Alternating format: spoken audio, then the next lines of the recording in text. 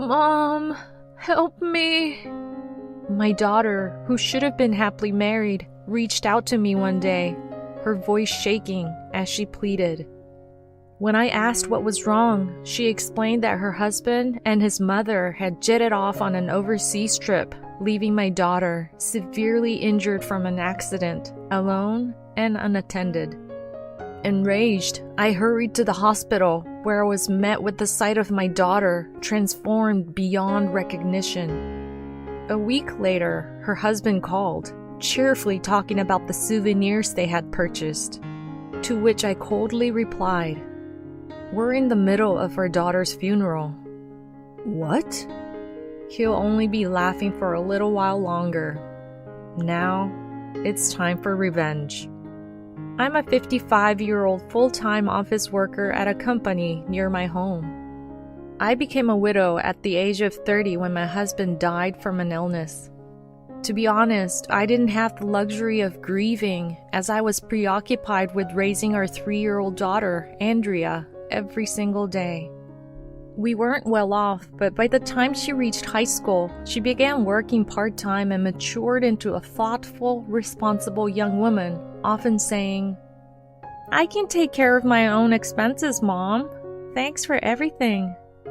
After high school, as she didn't have any specific academic aspirations, she began working at a local firm where she met Stanley, her current husband. I remember it like it was just yesterday when she shyly said, "There's someone I want you to meet." I wondered what kind of person she was going to introduce, but Stanley turned out to be a genuine, good-hearted young man. Coincidentally, Stanley's mother, Tracy, was an old-school friend of mine. Although reserved, I had heard from Andrea that she was kind, which gave me a sense of relief. Though I hadn't seen Tracy since we graduated, we found common ground as single mothers and enjoyed a pleasant dinner together. I had remained single since my husband's passing, but Tracy seemed happy with her partner. A few months later, Andrea was married, radiating pure happiness.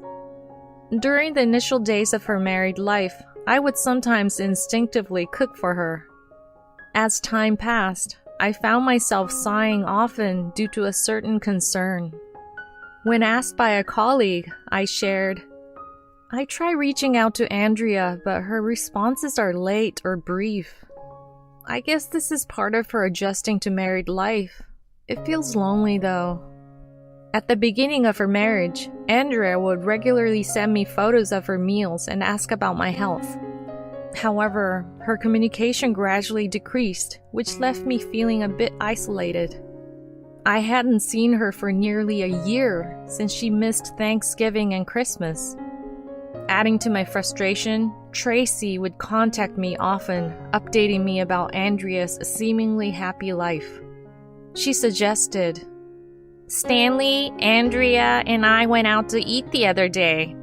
Next time, let's all go out together, including you, Sabrina." But the invitation never came. I felt a pang of loneliness and bitterness, but as a mature adult, I knew that my daughter's happiness was all that mattered. Some colleagues suggested I find a new man and remarry, but I don't think I could ever find someone I love as much as my late husband. Amid my plans to work diligently and save for retirement, my smartphone rang on a peaceful day off. Seeing my daughter's name on the screen, my heart leapt with joy. In stark contrast to my buoyant voice when I picked up, my daughter's trembling voice said, "Mom, help me." Something serious must have happened, and I was on the verge of tears. After hearing a brief explanation from my daughter, I immediately rushed to a certain location. As I rode in the taxi, I struggled to contain my anger. My daughter lay alone in her hospital bed, looking miserable. "What on earth happened to you, sweetie? Why are you in such a state?" She had been the victim of a hit and run. Her arm and leg were both broken, and she had also hit her head. Her leg was particularly concerning, and it was uncertain if she would ever walk again. After a long absence, my daughter was unrecognizable. Her hair and skin were dull, and she was alarmingly thin. The sight of her broke my heart. Was what you told me over the phone true? At my words, my daughter quietly nodded her head. Unbelievable! He left his wife in this state and went on a trip abroad with his mother? Unlike her hot-headed mother, my daughter started to speak calmly. On the day of the accident, she and her husband were supposed to be leaving for a honeymoon in Hawaii. Backed by the support of their colleagues, they were going to go on a slightly delayed honeymoon. But when she had the accident that day, she thought the trip would obviously be called off. However, Stanley had said something shocking. It's unfortunate, but the cancellation fees for the flight and hotel would be a waste. So I'll just go and enjoy myself. She was shocked at his words. Are you seriously going to our honeymoon alone? At her words, he said, I didn't mention this, but my mother is joining the trip. We've booked the same flight and hotel and plan to surprise you there. My daughter was appalled. You're taking your mother on our honeymoon? She then asked me. I mean, how crazy is that? I'm glad I didn't go on such a trip. At my daughter's indignant words, her husband snorted in laughter. Well, I'll at least buy you a souvenir. Don't tell anyone at work about the accident. They'll think I'm a terrible person. Let's say the accident happened the day we returned from Hawaii. You should let your mother know. Oh, I guess there's no need to worry about that.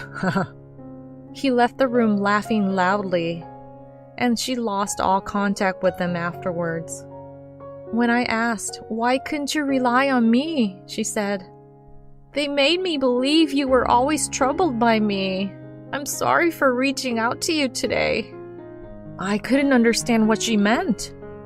After learning about the state of her married life, I found myself in tears in her hospital room. Ah, those jerks!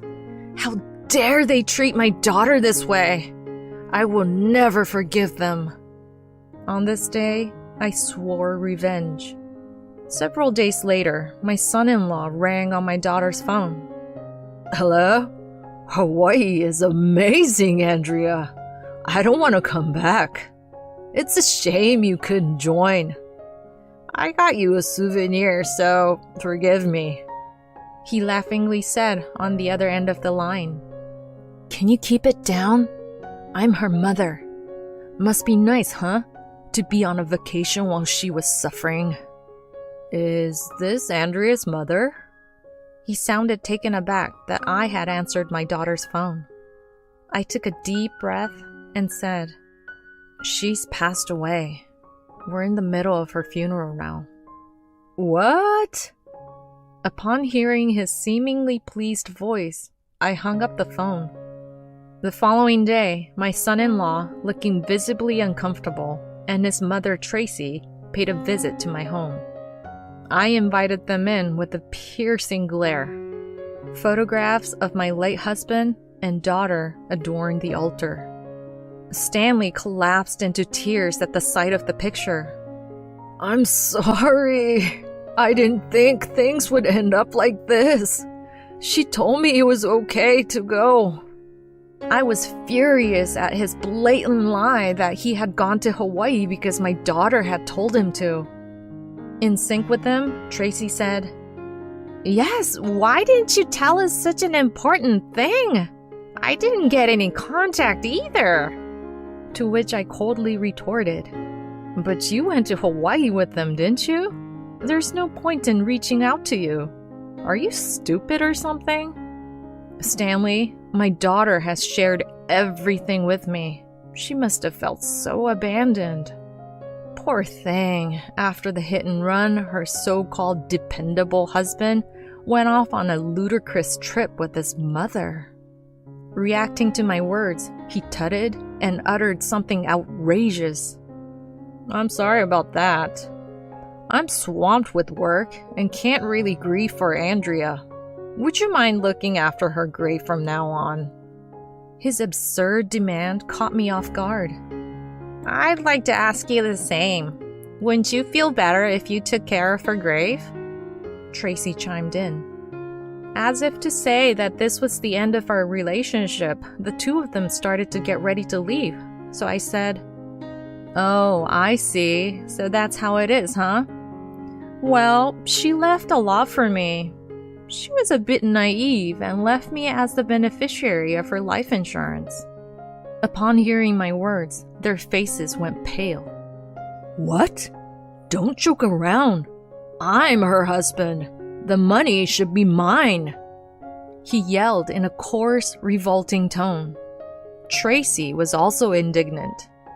"That's rather presumptuous of you, isn't it? Andrea was part of our family. It's rather selfish for you to claim the money just because you're her mother."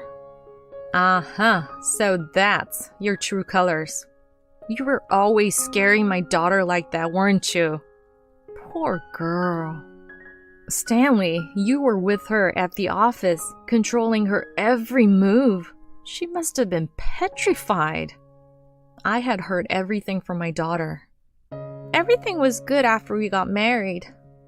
But as time passed, his controlling nature intensified. At home, he was always watching when I used my smartphone, and during work hours, he would take it away from me. She had told me that the messages I had sent were often deleted before she could read them. When I asked him what was written, he told me, "It says don't come home for Thanksgiving or Christmas. She pretty much hates you."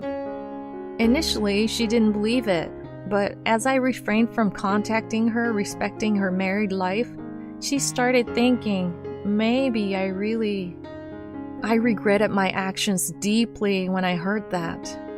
If I had known that, I would have visited her without hesitation. To add insult to injury, her mother-in-law Tracy, who lives nearby, would come to her house almost every day and complain about how poorly she did housework.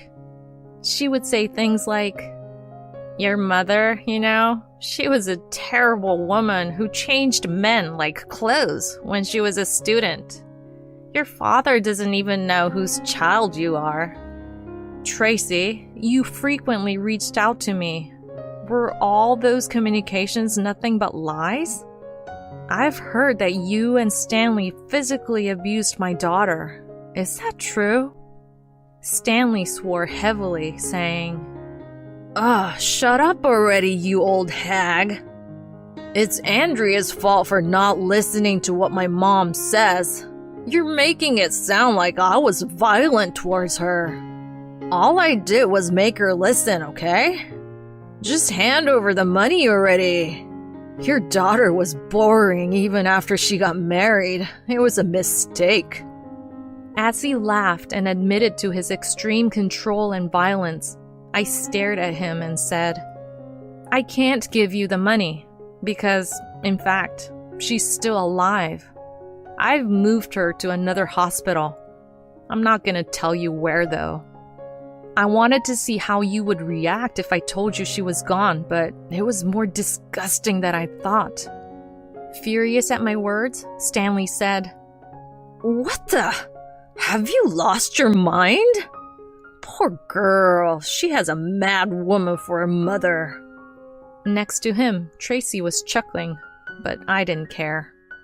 As they left the house laughing uproariously, I told them, "Your bad deeds will always come back to you.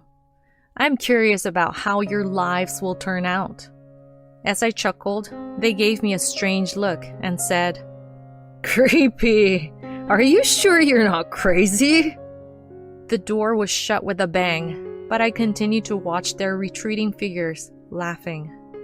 The next day, the two of them came to my house again, looking frantic. "Hey, lady, it was you, wasn't it? It's about time you stopped getting ahead of yourself, being a woman and all." "Huh? I'm not getting ahead of myself. I just talked to the company about taking some time off because my daughter had an accident and the doctor said she needed long-term hospitalization. I think that's the role of a spouse, but since the spouse was off to Hawaii with his mom, I had to do it. Irritated by my tone, Stanley grabbed my collar and raised his hand. "Go ahead, hit me if you want to. I told you yesterday, didn't I? All your evil deeds will one day come back at you." My daughter isn't as naive as you think. It seems she noticed everything. She even knows who you really went to Hawaii with. At my words, Stanley's face went pale. "Mom, Stanley has been having an affair with a younger coworker. The reason he wanted to go to Hawaii was probably for that junior." Despite her preference for nearby destinations, Stanley was insistent about Hawaii. This junior was equally eager to travel to Hawaii. My daughter, suspecting their relationship, decided to play along when Stanley planned to travel alone on the day of the accident, but she nearly burst into laughter at his desperate lie about traveling with his mother. The disgusting part was realizing that wasn't a lie and that there was an additional person joining them. I assumed they were going to Hawaii to ditch me and have their secret rendezvous. I had planned to take a lot of evidence photos, but then I had the accident. My daughter seemed to have thought things through. I headed straight to her company. Her boss was very surprised. The mother of his subordinate suddenly showed up, told him about the accident out of the blue, and then accused 2 employees of an inappropriate relationship. The photos my daughter shared included several of Stanley and his affair partner appearing rather intimate in the office. There were even photos of them clinging closely, which did not resemble a simple senior-junior relationship. He did that despite not knowing who was watching. He was such a fool. "Isn't this woman on vacation at the moment?" To which the boss replied, "Her father in the countryside suddenly passed away." However, the date coincided with Stanley's departure for Hawaii. The boss, initially in disbelief, said, "Let me just check something real quick," and came back after a while. When he contacted the female employee's family home, her father answered. He looked very angry. I understand that this is not something a mother should meddle in. However, my daughter is hospitalized for a long time and cannot move. I'm taking the liberty to request that you severely reprimand these 2. I pleaded, and the boss sided with me. I asked him to wait to reach out to them until their next shift, fearing they might run away. Stanley and his affair partner, blissfully ignorant, were looked at with contempt by their colleagues who knew everything as soon as they came to work, and they were told to stay home. The woman who tagged along on a trip with the mother was probably quite crazy as well. Of course, I wouldn't let it end there. This man, who disrespects women, needed to understand the inhumanity of his actions. It seems my daughter had gotten a medical certificate when she was subjected to violence. I wonder if I could file a complaint on her behalf. As I was thinking about this, a police officer came to visit my daughter's hospital room. "I want to ask you in detail about the day of the accident." The truth of the accident was appalling. After some time, my daughter's divorce was finalized. Stanley and his affair partner were fired from the company. This was because it was found out that my daughter's accident was planned by Stanley and Tracy. When I was shown the footage from a security camera near the scene, it was so horrifying I almost covered my eyes, but I recognized the car involved in the hit and run. It belonged to Tracy's boyfriend, whom I had seen with her several times. When the police visited her boyfriend's house, he confessed easily. "Well, Stanley said he found someone else he likes, right? I just wanted to support him as a mother. What's wrong with that?" She responded to my disbelief. As for Stanley himself, he said, I thought a divorce would look bad, so I thought if I could cause her some harm, I could send her back to her mother. I thought I'd be lucky if she even died, because I get the money." He expressed absolutely no remorse, even making light of the situation. Apparently, they planned to get married on the day of the trip, and they had never intended to bring my daughter along. Those two deserve to go to hell. The affair partner was not involved in the accident and therefore was not held criminally accountable, but I made sure to demand damages.